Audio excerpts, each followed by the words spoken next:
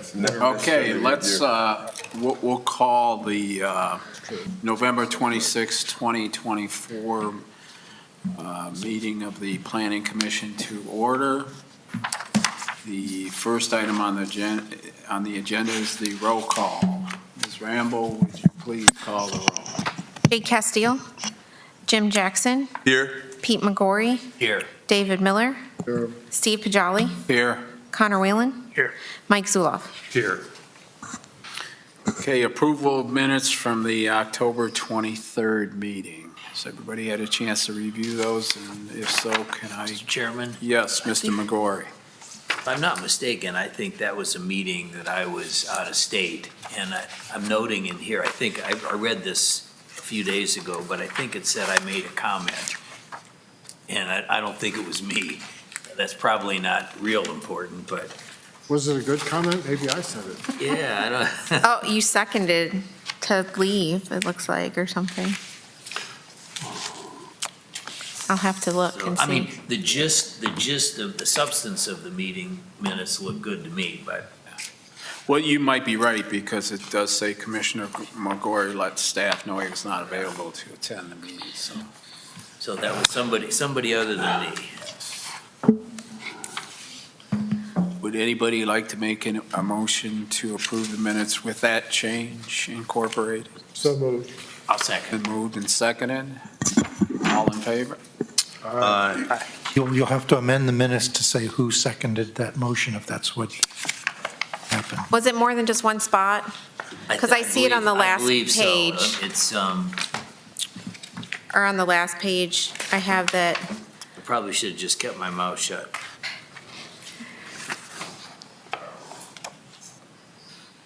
I gotta find it now. Well, I think we can trust that the inconsistency will, did we vote yet? No, we were just about to take a vote. So somebody needs to speak up and say they seconded. Yeah, you find what I said and I'll own it. I'll We second. had a motion in a second, I thought. Yeah. Get a motion in a second. No, I think, I move that we Council's suspend talking debate and about- vote. Yes, let me once again ask Mr. Hastings, so we have to amend the motion to identify somebody? Yeah, no, to amend the minutes to indicate who seconded the motion. Okay. I'm not sure I understood. So what the you said. motion is to amend the minutes to identify who seconded the motion? Correct. Okay. But which motion? You want to, Where we- no, it's in, well, I'm trying to find it. It's in, We don't need that. they We just need to the- make that motion, We just correct? need, okay. Do you need the person identified before they vote on it, or can we add the correct person based on the video? Based they on the vote on it? motion. You could make a motion to add that person. it was based just on the for video. adjournment. yeah, I have on my note, I just missed it. So I have in my notes that Commissioner Whalen made a motion to adjourn, and the motion was seconded by Vice Chair Miller. I don't know why I had, Okay, so by Mr. Miller, he seconded it. yes. Okay. Here it is. You remember that? It's You do. right there in the minutes, what I'm seeing. Motion to adjourn. But, Seconded by me, and I wasn't at the meeting. well, gentlemen, if I follow Mr. Hastings, what you're saying I is see. we should make a motion to amend the minutes to identify the proper Correct. person and then have a second. So does somebody want to make that I particular? will make the, Been moved by Mr. Miller, yes. seconded by Mr. McGorry. Is that a second, Mr. McGorry? To amend. To amend, yeah, Yes. to identify Yes. the, okay. Okay. It's been moved and seconded. All in favor? Aye. Anyone opposed? Okay, motion passes. Thank you. Okay, we've amended the motion. Now we've got to on the vote on the motion. Vote on the amended motion. Okay, is there, all in favor? Aye. Anyone opposed? Motion passes. Okay, moving on to new business. 1610 Cleveland Road, Mr. Oaks. Thank you, Mr. Chairman. This is for a site plan at 1610 Cleveland Road. The current zoning of this property is both general business and R140 single-family residential. The adjacent zoning to the north is GB General Business. To the east is also GB General Business. To the south is R140 single-family residential, and to the west is GB General Business. The existing use of this building at one point was business, is currently vacant, being renovated for the new use. The proposed use is a multifamily residential. The site is approximately .67 acres with aged existing parking lots on the rear and side parts of the building. There's also a parking lot in the front public right-of-way of the building. There is a grassy area east of the structure as well. The proposal is to convert the existing structure into 5 residential units for short-term rental. The structure has historically been used for various business uses, with up to 5 businesses occupying it at one time. The strictest review of parking standards for multifamily uses would require 8 off-street parking spaces at this site. The proposal is to use the existing 36-plus parking spaces as well, which is well above the minimum requirement. The proposal is above the 25-space minimum for landscaping requirements, but due to the high amount of existing landscaping, no new landscaping is required. The applicant is in the process of combining the 6 parcels of this application into one parcel. Staff has determined all requirements are met, including land, area, and use standards. Staff conducted a preliminary site plan review with multiple departments.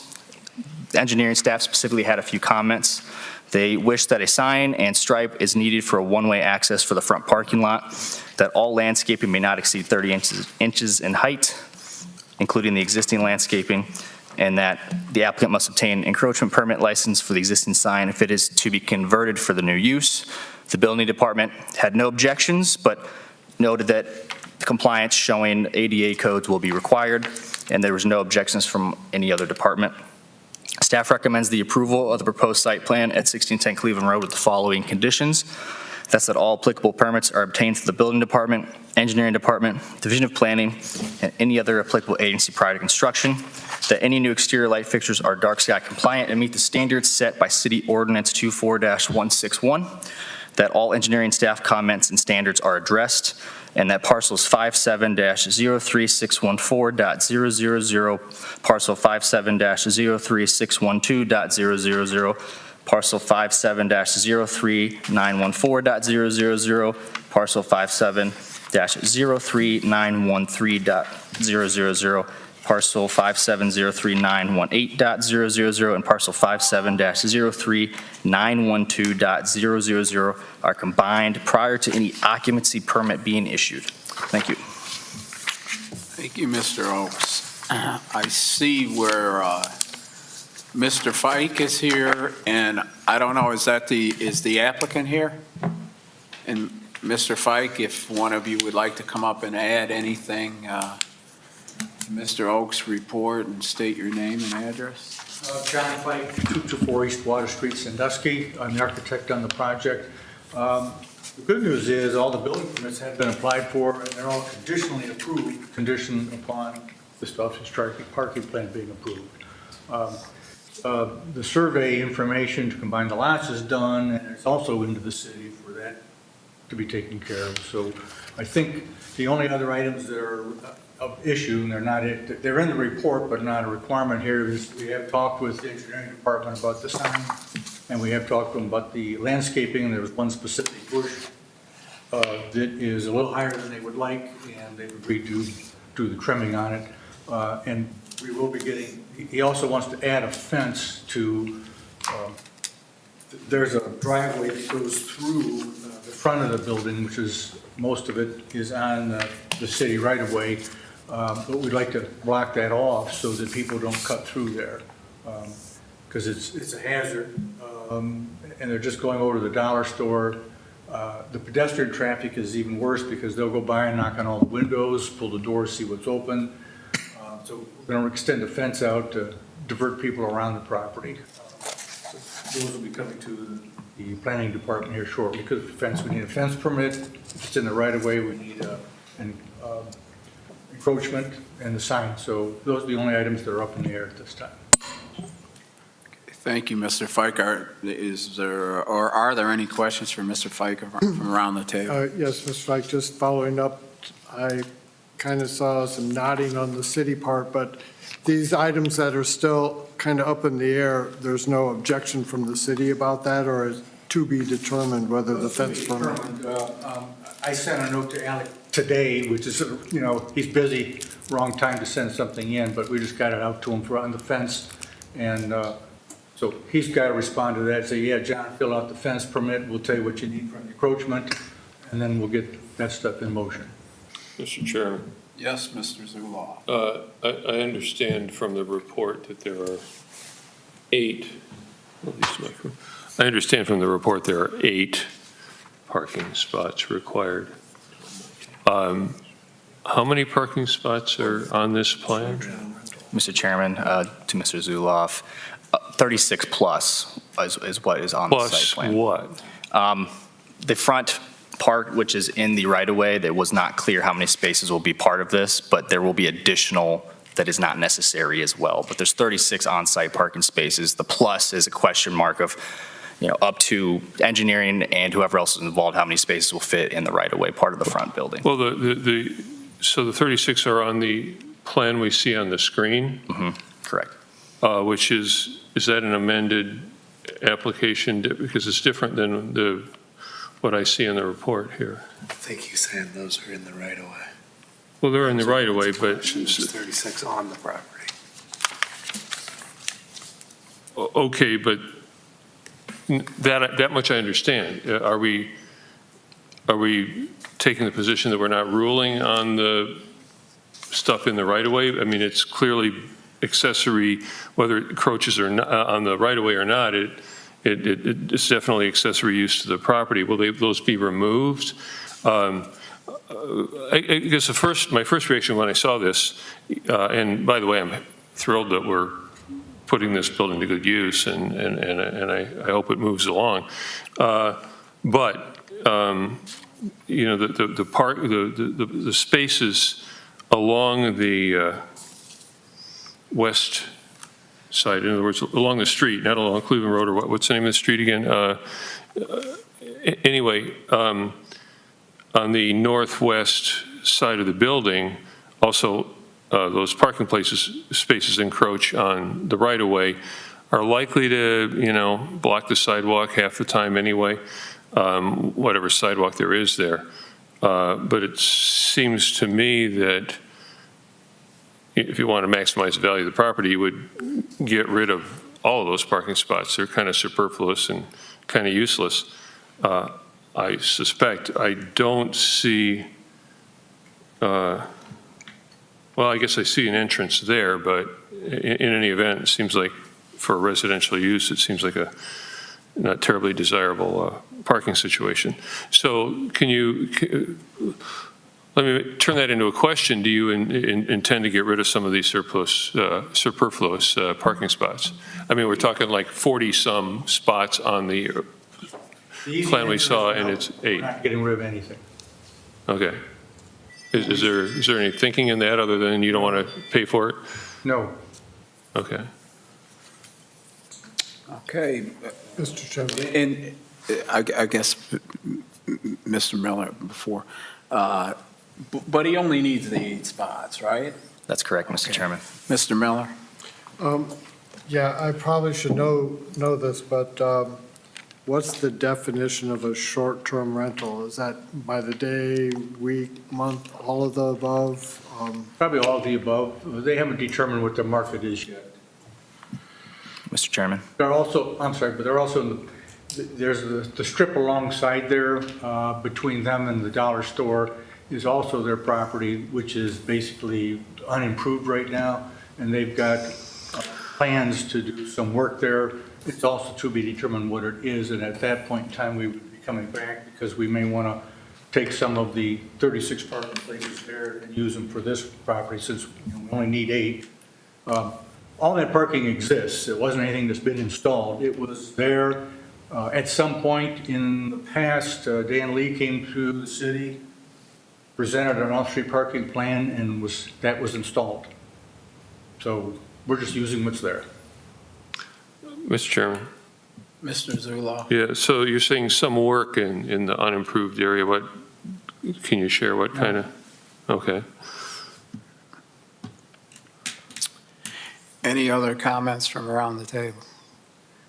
It should be noted that short-term and/or transient rental is allowed under this general business, right?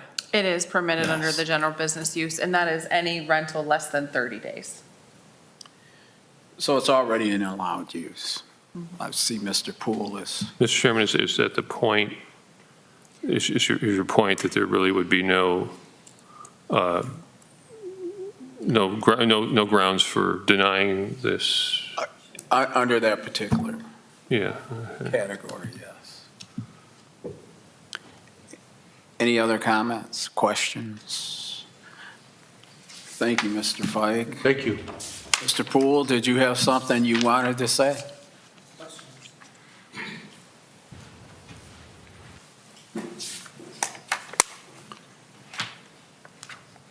West Pool, 1939 East Oldgate. So short-term parking is short-term rental is transient rental? Is that what you said? I think they're two different categories, but So what is, I'm not sure. You seem to be a little animated back there when we talked about transient, shaking your head, and I just want. I appreciate that. I was going to ask to come up anyway, but anyhow, but now I only have what's written in your paper Yes. to form an opinion about, and to be clear that what I'm thinking is what I want to say Well, maybe- is what it is. So it is short-term rental this is multifamily housing, right? Didn't he say, isn't that what this is under? You're changing, They're going to create residential units, and their intention is to rent them out short-term, which is the same as transient rental. So they have to create the residential units in order to operate it as a transient rental. okay, and I suppose that's not that big, that's not as important as folks recognize that you have a moratorium and that'll work itself out. What I'm looking at, if you look at that property, the only need five, and I envisioned it from what you presented, that this was going to be a rental property. You're going to multifamily housing and people were going to rent it. And from that perspective, let me speak from that only. It does not have a residential feel to it. I think that it should. If you are going to combine, well, let me step back for that, and then I'll get back to it before I forget. Mr. Fike indicated that they were going to be doing something else with the property to the right of it, which would be to the east. It doesn't sound, you're combining the lots. So what are we going to do? What's he going to do different to that? I mean, I was listening carefully to what he said, and it was pretty vague, and he can recreate it, but it doesn't sound like, you can correct me at all, that extra piece of land there is going to be used in conjunction with this property or whatever you're doing with it. Okay? Now I'll get to where so you can go back and explore that. It sounded like this was going to be some other project down the road, but if the land is combined, that doesn't work. So approving this site plan gets vague to me. All right, so here's what I'm looking at now. This property as it stands is exactly the same thing that was created in urban cities in the 60s. A building with a concrete jungle around it. I have no concern and do not think that these people intend to turn this into a ghetto. I'm saying that moving forward, you folks are supposed to be making decisions about what our city looks like in terms of planning. That's kind of what planning is. It's like, how's this work? I would suggest that the space in the front that is right-of-way, that the city return it to right-of-way, and that the city puts something there, like the bushes that, I realize you don't ask them to do it, the bushes that are out front now, put them across the front, shield that off. Essentially what you're doing is you're taking what is at the back of that building, a residential area, and you are now including it in that. I realize you use the technicality of general business to justify making it into multifamily, and I think that's fine. But I do want to point out that the rear of that property, one of the three pieces you're pulling together is residential. I think it should carry a residential quality. I think that's where we should be going forward with Sandusky. Now, having said that, let's assume that that this doesn't work out as transient rental. And maybe this will be down the line. If I move people in there to live, multifamily, what's the residential effort? How do you use it? All that concrete around there. Where do you go out to lay out in the sun? Where does your kid go out to play? Even if it's transient rental to a family, this site plan offers nothing but the bare minimums. Place to sleep. Essentially, it's the same issue you had. This is in a position to be offering the same amenities that we have down the street at the old medical center. That's now going to be turned into housing, but it's going to be turned into apartments, which will be nice. But we'll see what it does to that. But it's the same environment to which we've had all kinds of problems. It does not attract anything but the minimums, and people treat it as such. So what I'm suggesting is this needs, if you want to, you need to cut down the parking, figure out a way. I don't care if you give them a grant to put some grass on the right-hand side of that place so that whoever is in there actually is going to do more than lean up against their car smoking cigarettes and dope when they're not in the building. Under whatever. And I'm thinking of you. I don't think you're trying to do anything bad. I recognize what you built here. What is here saves you a lot of money. Rents are going for $1,200 a month now, so you're going to make $5-6 grand a month on it. But at the end of the day, if it turns into what this kind of environment provides in terms of what people do with their spare time when they're not visiting something, it's not best. It's not good for the community. And I think you folks should be looking at it from that perspective. What can be done to make this be part of what we want our future to be? And that's all. And if we can give them a grant to do it, I don't really care. Thank you for your comments, Mr. Sure. Poole. But I will say that I don't know if I disagree with anything you said, although our charge is it's an allowable use under this particular zoning piece. They meet the requirements of the parking, and that's what we have to judge this applicant on. I bet you're allowed to recommend to the city that they take back the right-of-way and clean that up nicely. I bet you're allowed to do that, make that recommendation to you. I don't know if we can or we can't. If you don't wish to, you don't have to, but I know you can. Well, You can make that all right. recommendation, because the right-of-way belongs to the public. Yeah. You don't own that. And the other suggestions are things that planning department, if they saw the vision. I have a different vision than your planning department does for the quality of life for working class people in the area. I just have a different vision. And so it's not right or wrong, but I wanted to present it.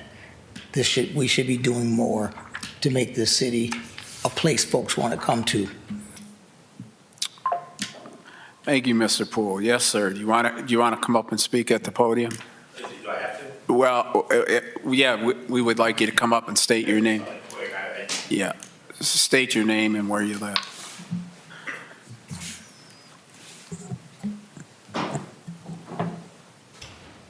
Just state my name? Your name and your Name and address. Justin. Just for the record. Sure, Justin DeMario, 804 Jefferson Street, Port Clinton. I appreciate everything. Definitely will consider, those recommendations. I will say that the landscape up front, we have professionally had all manicured and trimmed and cleaned up. Nice. Yeah, so, Just want to close it off from the street. Sure. And give you some privacy. Sure. That's what I'm talking about. yeah. And in regards to the parking spots, along Parish Street in the front, from a safety standpoint, I think it makes sense to utilize all of those spaces so that people can park close to the two entrances and get in. Those areas are all lit up. So I just wanted to Yes. say thank you. I agree, it's just the east side. What do they do with their spare time? Sure. Yeah. Thank you. Thank you. Okay, I would, are there any other comments from around the table? Mr. Miller? No. Okay. All right, if not, I guess I will call for the vote. Is there a motion to approve this? I'll motion to approve as with the recommendations from staff. Okay, it's been moved. Is there a second? I'll second. It's been moved and seconded. Ms. Rambo, would you take, Mr. Oak? Mr. Chairman, Discussion? I would like to clarify one of engineering staff's comments for the landscaping. It's noted, I took verbatim what they sent me, I just want to clarify. They said all landscaping may not exceed 30 inches in height, including the existing. That is for the public right-of-way only. So any landscaping on the private property that does not, is not subjected under that. Thank you. Okay, thank you. Ms. Rambo, would you call the roll, please? Mike Zuloff, Yes. Connor Whalen, Yes. Steve Pajali, Yes. David Miller, Yes. Pete McGorry, Yes. Jim Jackson. Yes. Thank you. Motion passes. Mr. Poole, I would say, just relative to the discussion we had, you know, there may be, down the road, there's some talk about changing the zoning code specifically for housing because of money that's available from the state. I hope you'll come and share your thoughts at that meeting at the City Commission. Other business, manufactured homes, code language update discussion. Thank you, Mr. Chairman. This has been on myself and Aaron's to-do list for some time to discuss with you all our current manufactured home language in our zoning code and how we could possibly improve it. So currently, we have design criteria. It's in zoning code section 1147.02. It's called design criteria for manufactured homes. It is in need of updates and review. It has not been modified since it was originally ordinance in 1980. Manufactured homes are the future. This is becoming more a common way to build around the country or world, and it's becoming part of Sandusky building practices as well. Updates needed to keep in touch with modern building practices and also desired outcomes for the community. So here is a very busy list of the exact language from the code. I'm going to break it down one by one. So the first bullet point is the exterior siding that we have design criteria for. So all siding must be non-reflective, non-metallic, except in siding materials include vinyl, wood, stucco, brick, stone, or other masonry materials. Next is color and texture. Color and texture exterior materials shall be compatible with adjacent single-family structures. The roof structure shall be sloped, must have an E projection no less than 6 inches and no greater than 30 inches. Roof material must be one of the following categories: wood, shingle, wood shake, synthetic composite, concrete tile, or any other material approved by a city engineer. Metallic roofing structures are not permitted on both residential and accessory structures unless the city engineer approves them as well. Minimum floor area, so dwelling in the R zoning district, which is residential, it cannot be part of a mobile home, dwelling in a residential zoning district that is not part of a mobile home subdivision shall be 800 square feet minimum. This excludes garages and carports. Minimum width of the dwelling located on a lot, once again, outside of a mobile home subdivision shall be 20 feet of the dwelling itself. Foundations must be placed on a permanent foundation, meets applicable building code requirements. The floor elevation of the proposed dwelling is reasonably compatible with surrounding elevations of other residential structures. So myself and Aaron have been working, we found some precedents. We've been working at trying to update or find some possible update language. A lot of the similarities we're seeing is, first off, have a front door on the front facade of the building. There's various definitions. A lot of them are saying, it's close to the right-of-way or it's facing the street. A couple examples. Another one is requiring some type of structure on the front for visual aid, as far as like a stoop, minimum amount of windows, a minimum amount of square footage for windows, stoop, entry feature, such as an awning, et cetera. So here's a couple examples here. We won't get too far into the weeds. If we do have a positive discussion here and we come back, we can then discuss our precedents a little further. So here's a case study. This is on Meg Street. This to the left was the previous. Luckily, even though there are not design standards in place, the applicant and the owner of this property were willing to work with myself and Aaron to come to a mutual, more positive outcome. So there is a front door, even though by definition it would be more of a side or rear door, but there is at least a door on the front of the facade. There's an entry feature, so the deck, there is a window. So this is not a perfect outcome, but still a positive outcome. So we're looking at having language that make this even better and require it from the get-go instead of myself or Aaron having to try to talk to these people to convince them this is a good idea. It should be a requirement that it's a good idea. So any questions from you all? I know that was kind of quick, but yeah, Mr. Jackson. Yes, all these things you just discussed these are all new. They're not part of the law or anything right now. You want to make your recommendations part of the when somebody wants to use a modular home? So everything I just presented is actually part of our code. It is law right now. Myself and Aaron believe that it's missing some key features, which would be what we're going to possibly propose based on this discussion, which would be front door additions, so requiring a front door face the street or right away, whatever that definition would look like, minimum requirements for windows facing the front street, and any type of entry feature, just as an example. But everything in these broken down slides here is part of our code right now. So roofing material, roof structure, color and texture, those are all in law right now for manufactured homes. Okay.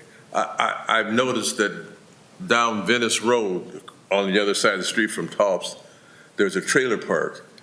And they've got a big sign out there saying modular homes, $79,000, 3-bedroom, bath and a half.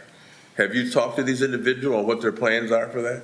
I have talked to them. It's been about a year. I talked to them when their preliminary phasing for this idea was coming about.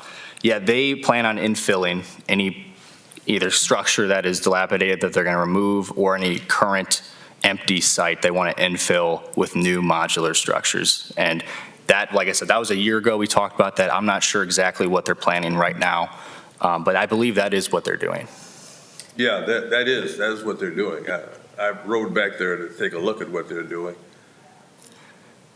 Yeah, so they have empty spots where they can add more that's based on the original subdivision of that. That is by definition like the mobile home park or how it's defined in our code. Yeah, I think some of those units were condemned. Yeah, so No those one's are when they living. replace with brand new ones. And if you don't mind, would you go back to the photo? I have a couple questions or comments to the Meg Street one. So we're specifically looking at this update from the lens of when a single manufactured home gets placed on a site on residential street. Currently in R140 and residential multifamily and residential two-family, if I recall correctly, manufactured homes are permitted. And the way that the code defines manufactured home is one that is built with that, it's like delivered on a chassis that you then, so basically a mobile home. So the previous, on the left, this slide, they could have put this house there on the street, just like this, on that left picture with no door or anything. They basically just took the house and turned it sideways and put it sideways on the site. And what is meant to be the front door of this building is on the side.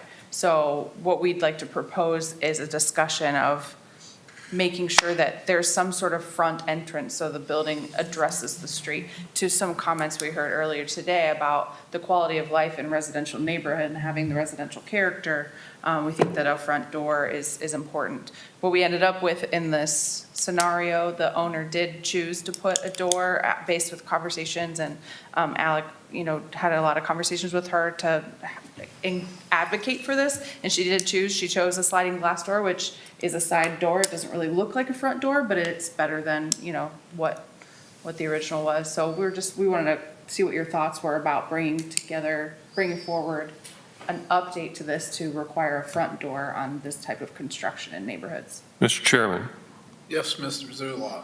appreciate that thorough answer. When did this structure go up? When was it approved? It went up this year. It just got finished in the last couple months. So this got through the building permit process and went up. And obviously it went up without the door, and the door was added, or was the door agreed to previous to construction, or did that come up later? The door was in conversation, but they chose to add it later. It was kind of an email discussion throughout the project, but they got all their approvals before the door went in. Right. So you don't need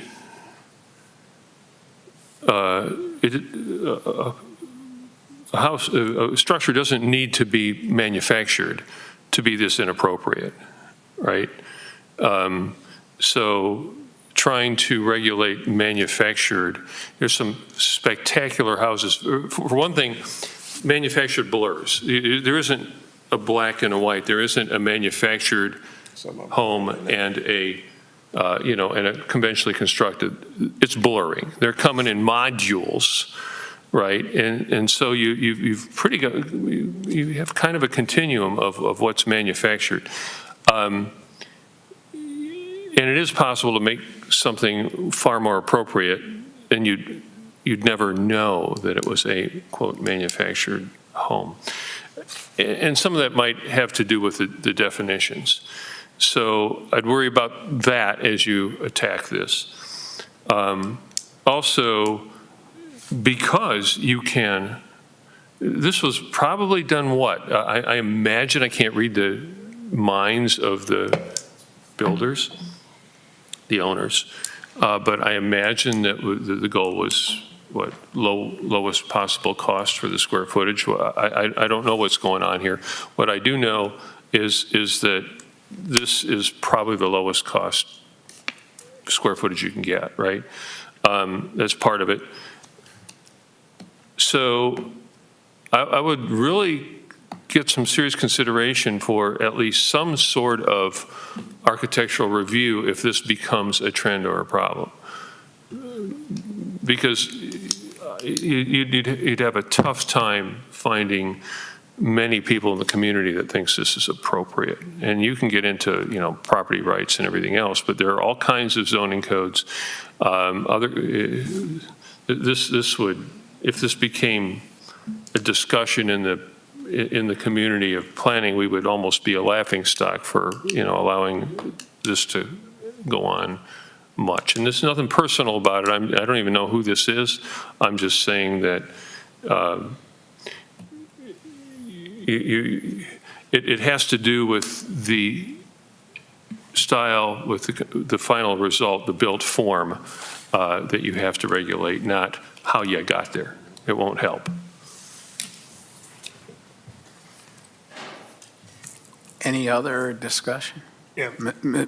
Mr. Whalen and then Mr. Miller?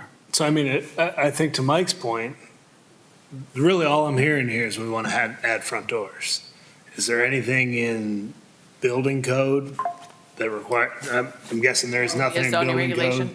And what I'm understanding Mr. Zuloff is saying is kind of, maybe we should think about this for all of our, maybe we should think about add design front doors standards, to which the- I do think is a can of worms, and I agree. Yeah, I don't Design agree with standards that could be can really of worms, valuable, as I actually. actually had on my note to mention. We could create design standards that had things to say about the reconversion of other buildings into residential, like the case we heard earlier. This is just specifically the manufactured homes code. It's the only thing we have in the code that has design standards right now. And so this would be a small exercise that we could then maybe apply to a larger exercise about design standards in general. But yeah, that's specifically our recommendation, is to bring you some update to this that includes making sure that there's a front door, maybe a front door, front window, lighting, some sort of front entry features on these structures. And I think it particularly comes up because the most available product of a modular home is going to be designed to sit on like a 60-foot wide lot. And so the only way they're going to fit in the city of Sandusky is to turn them sideways. Yeah, I agree. I think, I don't especially want to open a new can of worms on design review standards, but I do think that it's a good idea to try to stop that from happening. So honestly, The only thing worse it makes than- more sense to me to not jump into the full code requirement of a front door and just do this. I can't see a good reason not to require it for manufactured homes, because I really don't see this happening except for manufactured homes, but I could be missing something. I could just not be thinking about it. Mr. Miller and then Mr. McGorry.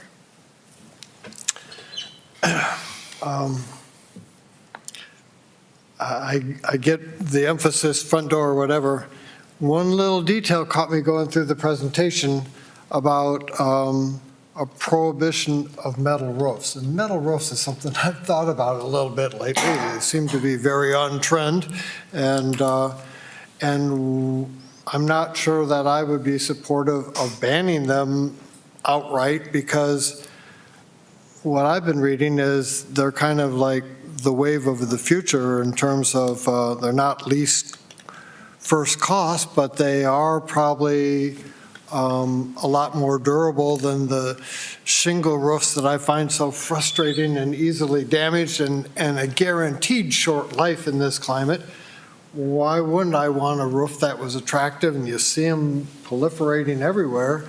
And are they prohibited from stick-built houses in the city? Why would we prohibit them from manufactured if it's the gable and I had that thought too. I wonder if it was added originally, like if mobile homes typically came with like an aluminum flat roof and they were like, no, you have to add a roof to make it look like a house. Maybe that was my assumption. I'm thinking that too, but if that was the case, I think it's missing the point nowadays, and that looks kind of like a petty arbitrary requirement that's counter what I see as the future trend of roofing. Yes, I see Mr. Jeffries putting one on his building on Columbus Ave, a metal roof. But that already exists, right? The metal. That exists, yeah. So we would have to go back and amend that or take that out? If we're bringing you an amendment and you think other things should be added or changed, All we right. certainly can draft that into it, the change. Because we would bring the whole section forward anyway. Okay. And Mr. McGuire? Just to follow up on a couple of the comments, it seems to me that what Mr. Zuloff really was saying, and then what Connor followed in, that exact house could have been stick-built on site to look exactly the same way. And so it's not so much how and where it was built, it's what it looks like in the end. And one of the problems is from aesthetics, is almost hardly any pitch. And going back to what Mr. Miller said, I agree. I've seen some pretty nice metal roofs on some really nice designed pieces of real estate. But that one in particular might scream for a metal roof rather than shingles with the wind we get around here, because that's the way that is right now. That's almost a flat roof. And so anyway, it's just what the thing looks like in the end, and I don't know how you're ever gonna do that. It's really design standards is what you're talking about. 6, 1 and 8. Whether it's stick-built or built off-site. So, I don't know, I'm not sure exactly from a legal standpoint how you approach the whole problem, but I agree, you don't want a whole row of those and with no disrespect intended to the owner, so. And Ms. Blair, if we did go into maybe pursuing or looking into design standards, now those would apply to all residential, right? All built residential, or can you just specifically apply it to modular homes? You can write design standards in a lot of different ways. You can write them for specific districts, for specific housing types. You can get super detailed with architectural details. You can stay high level. You can have design review that's not adopted in your code as a standard. Like there's a lot of different options for design review. And I know I'm hitting you off the cuff here, but what would be your thoughts on design standards for modular homes? So for manufactured homes, we already have the code, and that's where we was like, well, let's start there. I think it's easy. It should be fairly simple for us to bring you something to update. I do think that design standards are a good idea for cities in general. It can help guide development to make sure you are maintaining the character of the place. For example, housing built in historic neighborhoods, is it okay to be super modern or not? If it's super modern, if you keep the roof lines relatively even, if you keep the window cadence and the door cadence relatively even a brand new modern home can look really appropriate in a historic neighborhoods. That's one example. One thing that I've seen in places I've worked for is when you get brand-new apartments constructed and they have no design details that provide a good quality of life, people don't like them, they don't like to live in them, so they don't stay very long, and the neighbors don't like them, and then it can grow a sentiment of anti-apartments, where when you get really nicely built apartments, like with brick and good quality materials, that people tend to stay longer and they like more. The neighbors aren't worried about their property values and they don't have as much dislike for the idea of apartments. So design standards can help make sure that you're getting an outcome that you want with new construction in the city. I just wonder if you put together some design standards to focus on the manufactured homes. To me, that might be an easier sell than trying to do the entire city. And then if it works out well, then you can point to this if you want to move it into the other resident. That's just my thinking. Mr. Chairman. Mr. Zula. Yeah, and I was not advocating for any particular solution here, but what I love commenting once in a while on, if you think you don't like regulations, try no regulations. And you can have reasonable standards without them being onerous or intrusive or insulting people's rights. It's just a matter of finding the happy medium. Before I forget, let me inject. Specifying roofing materials, for example, provided they're durable and safe. There are metal roofs now that look like shingles. I mean, they're actually making metal roofs to look like asphalt shingles. And originally, asphalt shingles were meant to look like sort of faking wood shingles, or maybe slate shingles, right? So we probably have all kinds of detail we could get rid of. I would love to get rid of vinyl siding because it's got a terrible history. It doesn't last very long. It winds up cracking and leaking and then is hard to fix, and you can't find any way of matching it, or it's very difficult to repair. So there's a lot of details we could just get rid of, and there's a lot of low-quality construction in both material durability and aesthetics that we could make inconvenient, and probably we should. And let's not, paint it with a broad brush. Let's solve the problems we really have. But this is a system failure. I don't know how or why it happened the way it did, or why somebody would want that. But if it's the only time it ever happened, maybe it's not enough to worry about. But I see that as a glaring system failure. Thank you, Mr. Zuloff. Mr. Miller, did you have a comment? And then maybe we can wrap this up and decide what we're... This is just an expression of general discomfort in the, I get what we're trying to do in getting some design standards for something, and it's a place to start. The example that we were shown and discussed kind of illustrates for me a point on a continuum that started in the olden days when I was a boy. They called them trailers, and they trailer parks. And then they were mobile homes because they're like a little more dignified. And what I saw there, I knew in the 70s as a double wide. That was the new innovation, where you park two of them and you put a roof to make, but you look at it, and to me, that looks like a double wide. But a manufactured home, that continuum thing, find a home now, even very good construction, all the roof joists and stuff come in on a truck. They were manufactured elsewhere off-site. You build a new data center, those big concrete slabs are pre-stressed and they're trucked in. It's not about what you call it, a mobile home, a manufactured home. It's about what it looks like in the end, and in the end, that's a double wide. But you can have a modular home that can be 2 or 3 stories. It can have modulars here and there and look like a classic Victorian or anything else you want it to look like, and be built more efficiently, higher quality, built in a factory where you have controlled conditions and not trying to rough in plumbing in the winter where you miss the rain, whatever. So I think it kind of just doesn't fit exactly.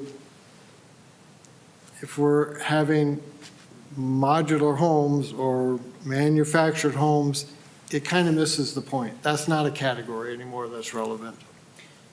I'll mention the manufactured home in the definition of our zoning code is a fully pre-built structure that follows the HUD standards of building, so the federal Like a HUD FEMA, standard, like a FEMA HUD trailer? standards. And so typically it is what you refer to as a mobile home or double wide. That's what our code considers as a manufactured home. On the other hand, modular construction, which has been mentioned, be built to the Ohio Board of Building Standards. And if a structure is getting built to the Ohio Board of Building Standards that would be inspected by our building department, that would be allowed just like a stick built in any zoning district. So the manufactured is specifically what is, understood to be as a mobile home. What was this one? This one is a manufactured home. Okay. Yeah, it's allowed in R140, R2F, and RMF. Which is not a modular home. It's different than modular construction. That's the way our code defines it, so that's how we have to administer the code. One more quick one here, if you don't mind, Mr. Commissioner. Yes, I think that Mr. Whalen. Aaron said this earlier, and correctly, that you're really going to only need to worry about the front door lacking on a manufactured home that meets the definition in the city code, because those generally go in trailer parks where they walk out to the side driveway. I don't think we're going to run into a problem where we have a lot of people avoiding front doors on their houses. It's really only in this that I see that being an issue. Again, if you think of something else, let me know. But that's. So, Ms. Blair, what were you looking for from us? Did you want to vote on this tonight, or were you looking for us to consider and move on with some recommendations, or? Yeah, if you're comfortable, it sounds like it makes some sense for us to bring this back just for the manufactured home, and then maybe if there's other things you'd like to see as far as design, we could make that a next step, but we didn't want to bring you anything to vote on tonight. If you'd like to vote on a recommendation for us to bring this edit to you, that's fine, but just this conversation is helpful. It sounds like there's general consensus of, sure, bring us an update to this code. Mr. Chairman. Yes, Mr. Zuloff. Yeah, I appreciate this coming here, if it's on their mind and seeking guidance rather than, I appreciate the opportunity for some input before we get too far down the pike. So I would comment also, though, that for all of us to think about the trends in zoning being away from use-based and more toward built form. More like what, now this is not quite built form. It's not, built form also includes, or is, a big part of built form is, number of stories, setbacks, that sort of stuff. Are you going to have high rises? Are you going to have low rises? Are you going to have large setbacks on large lots? But the stylistic considerations would certainly be a part of the built form environment. Thank you, Mr. Zuloff. So from what I get, and correct me if I'm wrong, we would like Ms. Blair to continue refining these or to bring back something to us that maybe we can vote on if we're going to make any changes or. Sounds like, I think from what I heard, we'll bring you some language with the front door and some Yeah. language to allow metal roofing.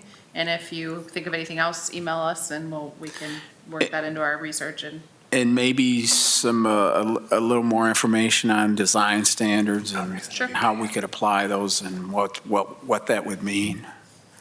Mr. Chairman. I think that's a good way of putting it. I think it has become apparent that there are a lot of standards in the code that have become meaningless or are no longer of much use, so we can probably have as much of an opportunity to get rid of unneeded regulation or improve it or make it better as we have. Let me restate that.